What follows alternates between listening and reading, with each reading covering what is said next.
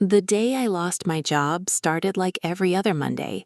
I arrived early, coffee in one hand and my laptop in the other, convinced that months of hard work were finally about to pay off. Instead, my manager called everyone into the conference room and announced that I had failed the company. The room fell silent as every pair of eyes turned toward me. I tried to explain that the project delays weren't my fault. I had warned management for weeks about the problems, but nobody listened. My boss cut me off before I could finish a sentence. He told security to escort me out immediately. As I packed my desk into a cardboard box, I heard coworkers whispering that my career was over. The first few weeks were brutal. I sent out dozens of job applications and received nothing but rejection emails.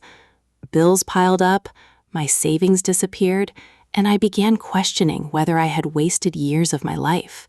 But instead of giving up, I decided to build something of my own. Using the skills I had developed over the years, I started creating software from my tiny apartment. I worked 16-hour days, learning new technologies and improving every feature. There were nights when I slept only a few hours, but every setback pushed me to work even harder. 6 months later, my first client signed a contract. Then another followed. Soon, small businesses across the country were using my platform.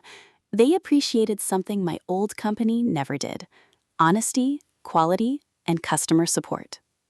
Within 2 years, my startup had grown beyond anything I had imagined. We hired talented employees, opened a modern office, and attracted investors who believed in our vision. Ironically, many of our new clients had switched from my former employer. One afternoon, my assistant informed me that someone wanted to meet without an appointment. When the office door opened, I couldn't believe what I saw.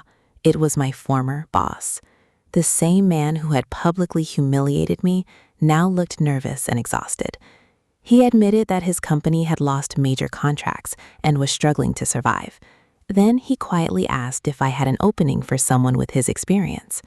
For a moment, the room was completely silent as memories of that painful meeting rushed back. And smiled, not with anger, but with confidence.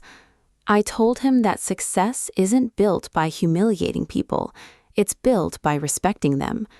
I thanked him for teaching me the lesson that ultimately changed my life, but I explained that my company valued leaders who lifted others up. As he walked away, I realized the greatest revenge wasn't making him suffer. It was proving that kindness, persistence, and hard work could accomplish what arrogance never could. The day I was fired felt like the end of my story, but it turned out to be the beginning of the best chapter of my life.